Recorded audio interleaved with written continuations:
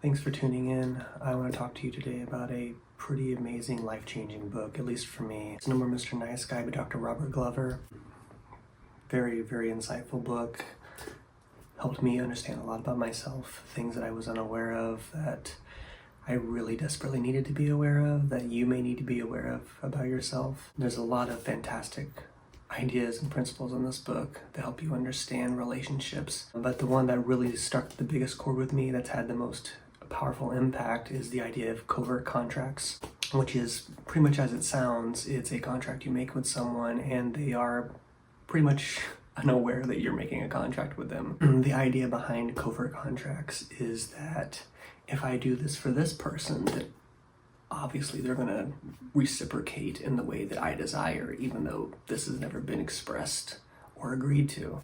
When it comes to covert contracts, there's two things to understand. The first being that there's a victim triangle involved. As it's a triangle, there's 3 points. The first point is that you do a good deed, something nice, with the expectation that it will be reciprocated in the way that you desire. The second point is that it is not reciprocated in the way you desire because it's a covert contract and the other person doesn't know that you're expecting a certain response, nor would they necessarily care or need to reciprocate, but we'll get into that later. But in the second point, since you don't get what you want, you become resentful of that fact. Hey, I did this thing and now I'm not getting what I want.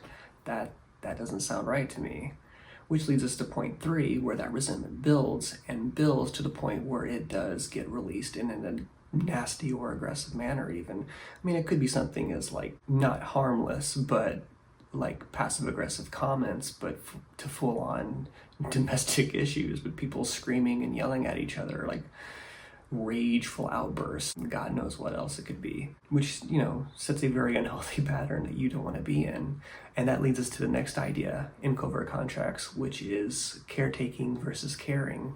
The idea of caretaking is that I'm going to do something really nice for this person. I'm going to treat them so well, but there's strings attached to you. Even if it's subconsciously, you're wanting to get something out of this. You're not just being nice for the sake of being nice in this case. The difference being in caring, you literally are just giving from a place, from your heart. You want to do something good for this person with no expectations or even want anything in return.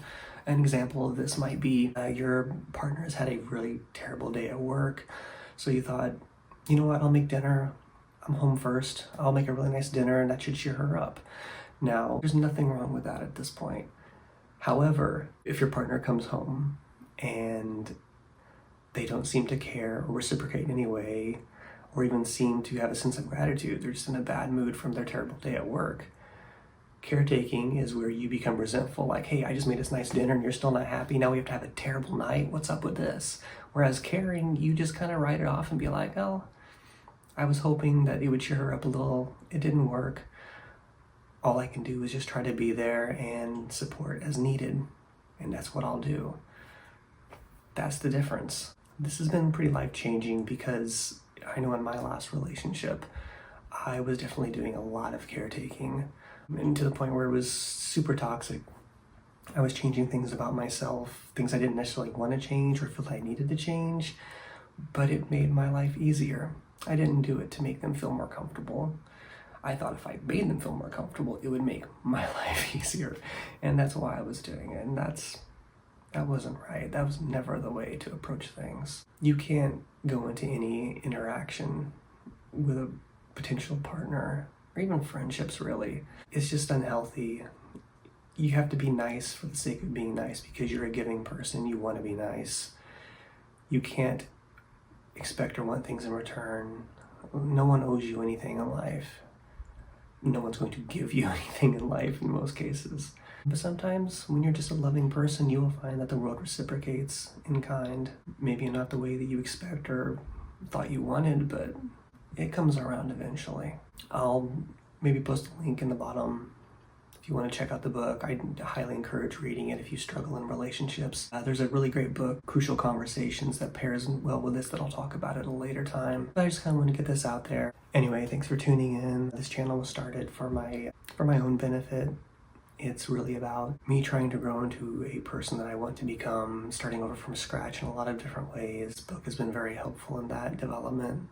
And I hope you'll stick around and see where things go and maybe learn a little bit for yourself. And we'll see how things go for all of us. Thank you.